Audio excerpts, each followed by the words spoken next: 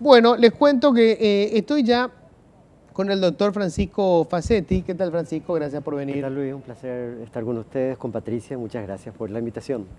Y Félix Carvalho, que es geólogo. Hola, Félix. Gracias por venir. Hola, Luis. Gracias a ustedes por la invitación, ¿verdad?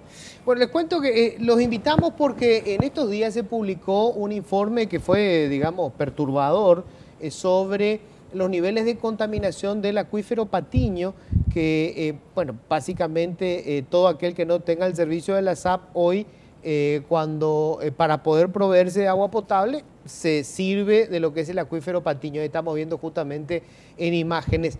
Contame, por favor, primero que nada, Félix, ¿qué es lo que hicieron y cómo se hace, cuál es la metodología para saber el nivel de contaminación del acuífero? Porque mucha gente decía, pero ¿cómo? ¿Cuántos pozos tuvieron que haber revisado para dar estos datos de 40 o 40 y pico % de contaminación? Sí, en primer lugar, lo que se hace es lo que hicimos fue una revisión bibliográfica. De hecho, el equipo que conformamos esta investigación tenemos ya mucha experiencia, alguna experiencia tenemos en materia de recursos hídricos, sobre todo en la investigación del acuífero o de los acuíferos, y sabíamos el estado del acuífero Patiño en particular después de dos estudios que se hicieron en el año 2001 y otro en el año 2006. En el 2001 con asistencia de la cooperación holandesa y en el 2006 con la cooperación japonesa. Y en ambos estudios ya resaltaban niveles altos, muy altos de nitratos.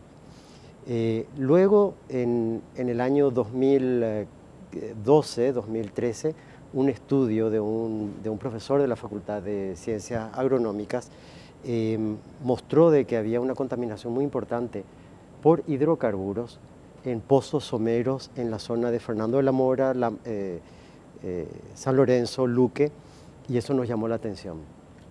¿Qué quiere, pozos someros, qué quiere decir? ¿De poca profundidad? Exactamente, de poca profundidad. Okay.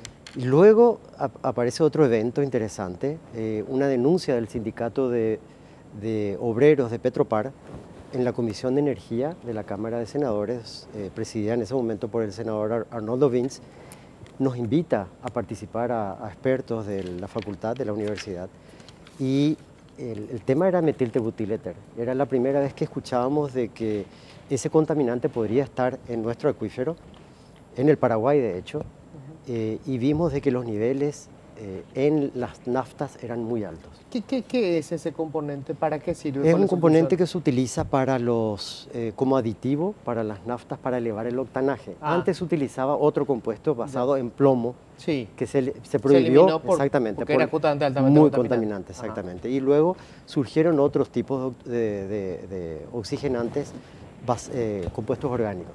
Y este caso resultó ser un contaminante ya muy estudiado en Europa, en Japón y en Estados Unidos. Entonces, conociendo el estado de nuestras viejas estaciones de servicio, de los tanques, de la contención de los tanques, aquellos tanques viejos, supusimos de que, y como también había una concentración muy grande de estaciones de servicio, supusimos de que podía haber un problema serio, y también basado en el estudio que hizo el ingeniero José Pérez Pérez de la Facultad de Agronomía. Entonces supusimos de que podríamos encontrar este contaminante, preparamos el proyecto, nos reunimos entre unos cuantos expertos, discutimos la posibilidad de que podamos encontrar y de la contribución que podríamos hacer a la ciudadanía, justamente al Ministerio de Salud Pública, al ERSAM, alertando si es que encontrábamos esto, o si no también sugiriendo otras medidas. Y finalmente presentamos el proyecto al CONACYT, fue elegido, fue seleccionado por pares evaluadores extranjeros, y empezamos el proyecto efectivamente en el año 2017, el año pasado, y justamente hicimos un estudio de la ubicación de todos los pozos que tenemos en Asunción, más de 1000 pozos hay, 1000 pozos profundos. Tenemos un sinnúmero de estaciones de servicio también, hicimos un relevamiento con geolocalización y finalmente quitamos un mapa de riesgo que creo, acá está, justamente se Este puede verde, ver. ¿no? Ese verde allí ¿Puedes se poner puede en ver. pantalla completa? Ahí Allá está. está, se puede Sí. ver en ese mapa la zona que tiene un color rojo difuso. Sí. Es la zona que tiene, digamos, con alto riesgo, Ya, ¿verdad? que Por hay la mayor concentración. exactamente, de las estaciones de servicio. Ok. Mientras que las otras zonas están con muy poca concentración de estaciones de servicio. Entonces, basándonos en eso, hicimos un diseño buscando pozos cercanos, pozos profundos de agua cercanos a los sitios para luego determinar si en ellos podíamos encontrar no solamente el metilterbutyléter, este contaminante orgánico, sino también otros, ¿verdad? Ajá. Ese fue el proceso. Ya. También, por supuesto, contactamos con los expertos mundiales en este tema, con la doctora Mónica Rossells en la Universidad de Barcelona, quien fue una de las primeras investigadoras a nivel mundial en este tema, quien nos ayudó mucho en los últimos meses sobre la interpretación de estos resultados. Y bueno, finalmente estamos haciendo público los mismos. Recordemos, lo que ustedes descubrieron es un porcentaje X de nitratos en el agua, primera cuestión.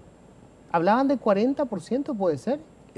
¿O cómo es esto? No. El 44% de los pozos que monitoreamos están contaminados con metilterbutyléter. Ah, bueno, ahí está. O sea, el 44% de los pozos. Así mismo, sí. Claro, porque en algún momento dijeron hay un 44% de, este componente. Y decían, bueno, pues el 44% es imposible. No, es de los pozos monitoreados. De los pozos, sí. Así es. ¿Y qué nivel de contaminación tenía, por decirlo? Bien, si comparamos con niveles promedios en Alemania, encontrados en Alemania en algunos estudios, nuestro valor máximo alcanza el valor promedio de ellos. Es decir, no es demasiado, ¿verdad? Pero es un indicador muy importante de que se está contaminando. De que se está contaminando, de que tenemos sustancias, tenemos hidrocarburos, ¿verdad? En el acuífero, y que si encontramos metilterbutyléter, si encontramos este contaminante, podemos encontrar cualquier otra cosa. Otros. Exactamente, otros. Antes de proseguir con esto, le quería preguntar a Félix, para que la gente entienda un poco las dimensiones de lo que es el acuífero Patiño, y sobre todo cómo se da esto de las aguas subterráneas, porque hay gente que no sabe si esto corre, el nivel de contaminación, si se suspende, se depuran las aguas naturalmente. ¿Cómo funciona esto? Bueno, antes que nada quiero ubicar a la gente rápidamente geográficamente. Esto, como ustedes pueden ver, tiene la forma de un triángulo cuyos vértices son Limpio, Asunción y Paraguarí. Ajá. Este es un acuífero. ¿Qué es lo que es un acuífero? El acuífero es una formación geológica capaz de almacenar y transmitir agua. Esto se ha formado en tiempos pasados, y la recarga, que es lo que llena con agua el acuífero, es de lluvia. O sea, no tiene otra recarga, digamos, laterales, salvo una que produce más problemas que otra cosa, que son las aguas del Chaco. O sea, una cosa también que está ocurriendo con esto es que se está salinizando los costados, digamos, norte y oeste del acuífero. Entonces, o sea, ¿tiene algo que ver con el tema del Pilcomayo? No. Lo que ocurre aquí es que eso está en un equilibrio hidráulico entre las aguas del Patiño y las aguas del Chaco. Ajá. Entonces, cuando hacemos extracciones, lo que hacemos es bajar los niveles y rompemos ese equilibrio, entonces hay un ingreso de agua, agua salada. Bajan las aguas, por decirlo así. Bajan los niveles de agua, del lado del Patiño. Y eso rompe el equilibrio, entonces las aguas del Chaco ingresan en toda la zona lateral, digamos, del acuífero. ¿Verdad? Que para poner un elemento que nos sirva como referencia, el río Paraguay. Ajá. No es el límite, pero para que se tenga una idea de dónde está, ¿verdad? Entonces, ahora va la segunda pregunta, ¿verdad? Y esto es fácil de arreglar. El lago Ipacaraí no lo podemos arreglar. Y es algo que tiene una velocidad, un tiempo de residencia mucho más corto. O sea, digamos que dejemos de tirar todo en el lago Ipacaraí y todos los elementos que lo están poluyendo, pasado un tiempo, digamos, razonable, eso se va a limpiar solo. En el acuífero son metros por día el movimiento. O sea, no tiene la velocidad que tienen las aguas superficiales. O sea, prácticamente es irrecuperable. Prácticamente cuando llegamos a un problema de este tipo. Es así. Y aquí hay el costo de la remediación. La recuperación, el término técnico es remediación. La remediación se puede dar a través de procesos microbiológicos, o a través del propio proceso de degradación de la sustancia. Y esta sustancia se degrada en dos componentes que también hemos investigado y hemos encontrado la presencia de estos dos componentes, ¿verdad? Quiere decir que ya es de larga data la contaminación y ya se está produciendo ese proceso de descomposición. Entonces, si hoy en día, que es lo que está ocurriendo gracias a Dios, si hoy en día paramos la contaminación por el metilterbutyléter, por este aditivo, entonces va a llevar un tiempo que haya una autodegradación, un proceso de degradación de este compuesto, de esta sustancia peligrosa, tóxica, entonces va a desaparecer en el tiempo. ¿Qué ocurrió? ¿Cómo reaccionó el gobierno? Porque hay que decir que reaccionó el gobierno. Luego de este debate que se hizo, sí, y muy fuerte fue el debate, porque hemos participado y podemos decir eso. Luego el debate que se hizo en la Cámara de Senadores, conducido por el senador Vince, el Ministerio de Industria y Comercio realmente tomó el toro por las astas y redujo, a través de una reglamentación, redujo los valores máximos. Del 18% bajó al 2% de esta sustancia en las naftas. Ya. Claro, en otros lugares está prohibido. En Estados Unidos, en 16 estados de los Estados Unidos se prohibió esta sustancia, ¿verdad? Y hay otras restricciones, obligan a que en los surtidores, por ejemplo, haya una calcomanía que diga, se utiliza aditivo, el MTBE como aditivo. Es decir, esto también es una cuestión, no solamente la contaminación que puede provocar en las aguas, sino que también a los propios operarios, a las personas que están expuestas a los gases de hidrocarburos. Entonces, no es solamente una cuestión de agua, sino también por la exposición misma que se puede provocar.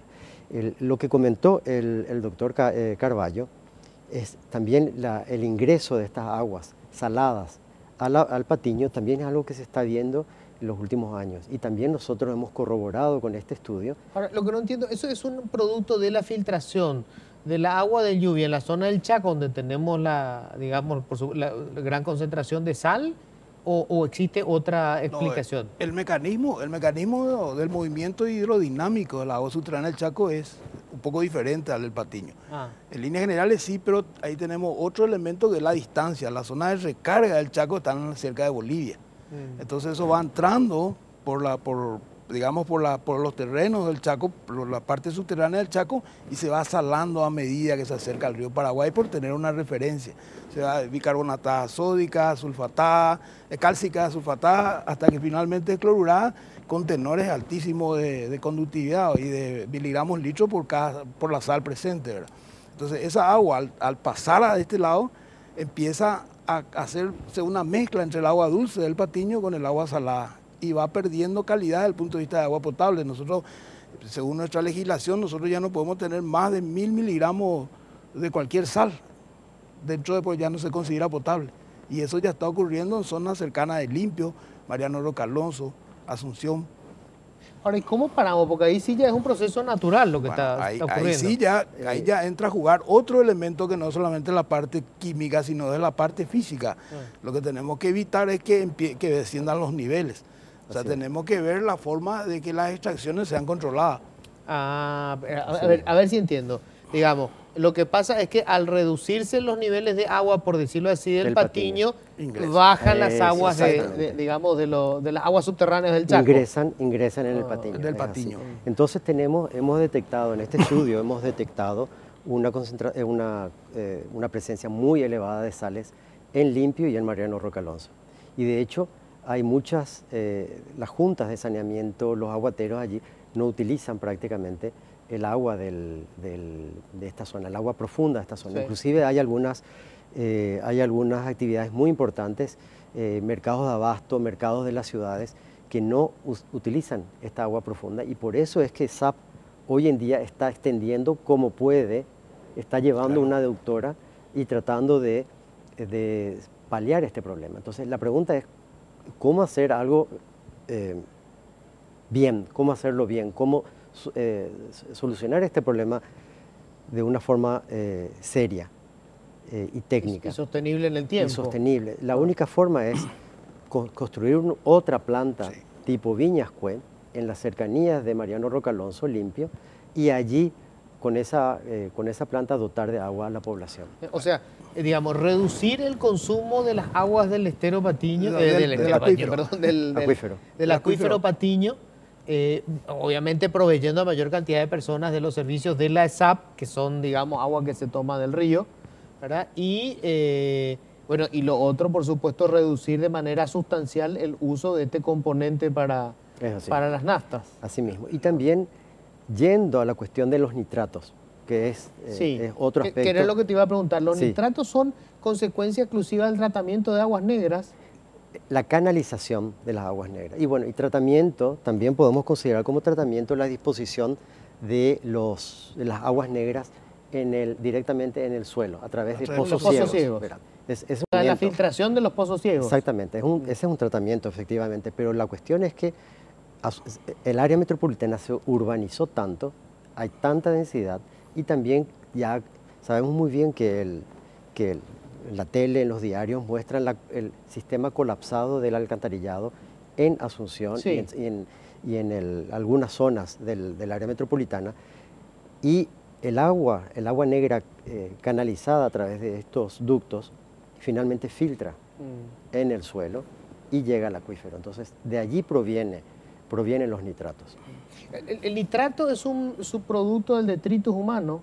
Sí, es así, Directo. así mismo. Ahora, ahí surge otro problema, porque hay que tener en cuenta que los niveles del agua en este momento son todavía mantenidos por ese, digamos, efluente que vuelve.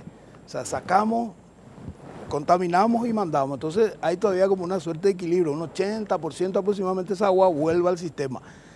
Vamos a entrar a un proceso que hay que hacer, que son los alcantarillados sanitarios, pero en ese caso esa agua ya no va a volver, va a ir al río y eso va a hacer que los niveles bajen. Entonces se vuelve más complejo el tema. O sea, acá tenemos para pelear con el Patiño fuerte, ¿verdad? Y hay un cuarto componente que también es de preocupación para la salud pública, para la salud pública, que es la sobreexplotación del agua del acuífero. Sí. Hay una sobreexplotación, ya llegamos estamos llegando a un momento en donde se está igualando la infiltración con la extracción. Entonces, vamos a tener una crisis con relación a eso. Vamos a empezar a consumir más de de la capacidad que tiene el acuífero de almacenar este recurso. Ahora, por ahí estoy preguntando una burrada, pero estoy seguro que mucha gente está pensando en esto, ¿verdad? Si no da abasto el acuífero Patiño, ¿tenemos otro reservorio, el acuífero Guaraní? ¿Existe la posibilidad de que uno se plantee utilizar? ¿Es imposible? 180 kilómetros. Está en Caguazú, ahí comienza. Ahí comienza. Tenemos el acuífero Cadacupé, que está más cerca, pero el cuerpo de agua, el mejor cuerpo de agua tenemos el río ahora.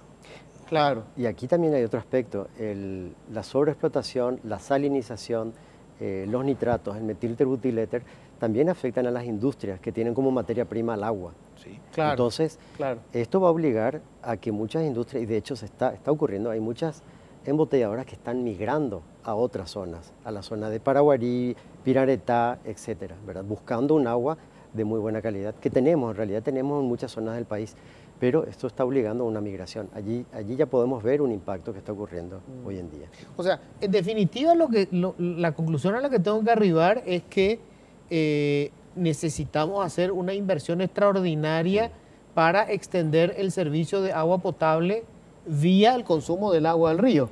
Eso es en definitiva. Es así. O sea, hasta el momento tuvimos, digamos, este salvavidas que era el acuífero Patiño, ¿verdad? Que nos permitía proveer de agua potable a quienes no tienen el servicio, pero sencillamente eso no es sostenible en el tiempo. Así mismo. Y allí hay que considerar que ESAP tiene la capacidad, ESAP tiene una planta, ¿verdad? Pero la planta ha llegado a un límite. También ESAP tiene una gran pérdida, agua no contabilizada, la fuga, ¿verdad? Que hay en el sistema, que llega al poquito más del 50%, que es enorme. Que es una de las recargas más importantes del acuífero. Claro. Exactamente. O sea, de hecho, si hoy cierran esas filtraciones, se nos va a salinizar más rápidamente el Patiño. Exactamente, sí. Es así. Es así. O sea, tenemos que resolver el problema, pero no es solamente reparar, digamos, esas filtraciones, sino extender el servicio de la SAP, no hay otra. Así mismo. Y que SAP pueda proveer de agua en bloque, y esa es una modalidad que está estudiando ERSAM. Estuvimos reunidos con la presidenta de ERSAM, con Cristina Muñoz. ¿Cómo es eso en bloque? Agua en bloque, es decir, que el permisionario, el dueño, el aguatero, por ejemplo, una aguatería que tiene nitrato, recurre a ESAP y le dice, quiero comprar agua, necesito agua para mezclar con mi agua que tiene altos niveles de nitrato, para de esa forma bajar esa concentración, reducir la concentración. Entonces eso puede inyectar en el sistema. Ahora, y llegar eso al supondría grandes reservorios de agua. Eso, exactamente, mayores reservorios los que tiene, o un sistema en donde pueda haber un equilibrio entre... mezclar. Exactamente, mezclar, ¿verdad? Eso es uno, ¿verdad? Y lo otro es un sistema muy innovador, muy interesante, planteado por la ingeniera Crosa, Claudia Crosa, de DAPSAN, también por otros investigadores de la Facultad de Ingeniería, en donde se plantea que la infiltración de las aguas de lluvia se realiza a través de las canchitas, en las canchitas de fútbol en los diferentes barrios.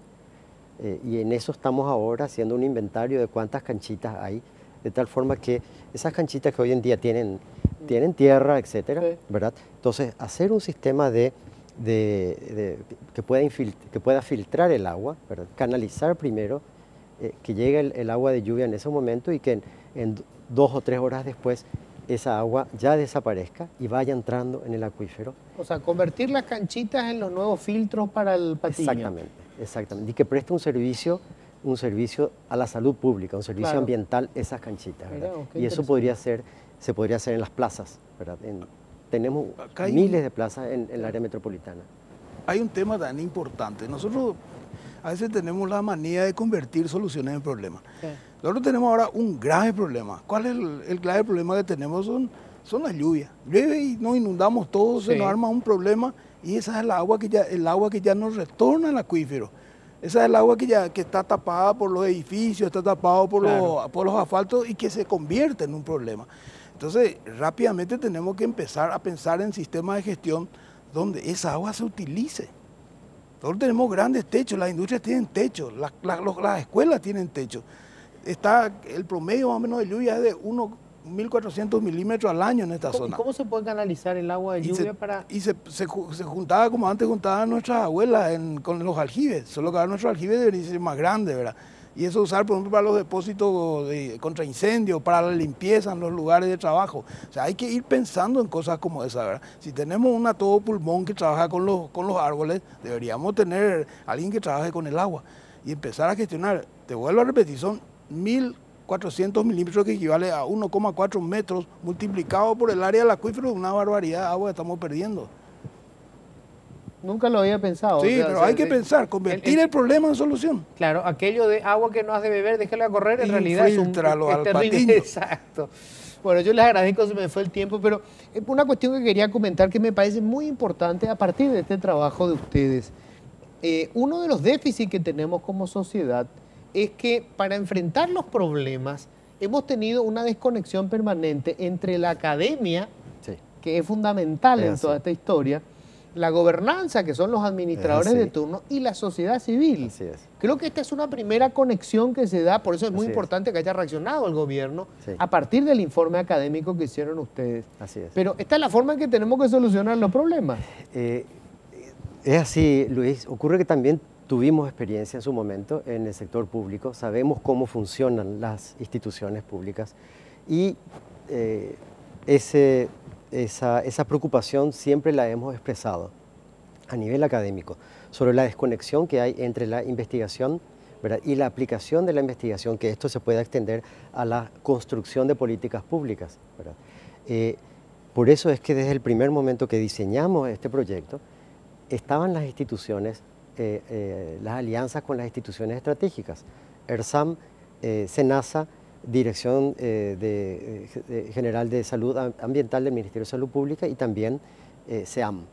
Entonces, con ellos hemos trabajado en todo este proceso, y ahora estamos planteando justamente estas medidas. Claro. Y ahora se incorporó un nuevo actor, que es DAPSAM, del Ministerio de Obras Públicas, en donde con quienes estamos dialogando sobre esta posibilidad y hacer un nuevo trabajo. Esta vez ya sería un trabajo más bien técnico de diseño de cómo serían esos sistemas de drenaje por un lado y de infiltración de las aguas para volver a recargar el acuífero. Y también, no solamente recargarlo, sino también Filtrarlo con eso mejor. filtrarlo y también disminuir la concentración de nitrato Claro. y de los contaminantes, porque cuanto más agua haya, menor va a ser el nivel de De contaminantes. contaminación. Les agradezco muchísimo, sumamente interesante. Creo que vamos a seguir hablando, Félix, sobre esto de cómo canalizar el agua de lluvia. O sea, esto es un poco un ejemplo nomás de cómo si la academia entra en la discusión, lo que hoy parece solamente un problema, en realidad es parte de solución de otro problema. Claro. O sea, la lluvia, la acumulación de agua, es parte de la solución del problema del desagote del Patiño que termina en la salinización de nuestro reservorio de agua dulce. Sí. Muchísimas gracias a ambos. Muchísimas gracias. Un placer, Luis. Un placer. Gracias, Patricia, por todo, por la atención y la Muchas invitación. gracias.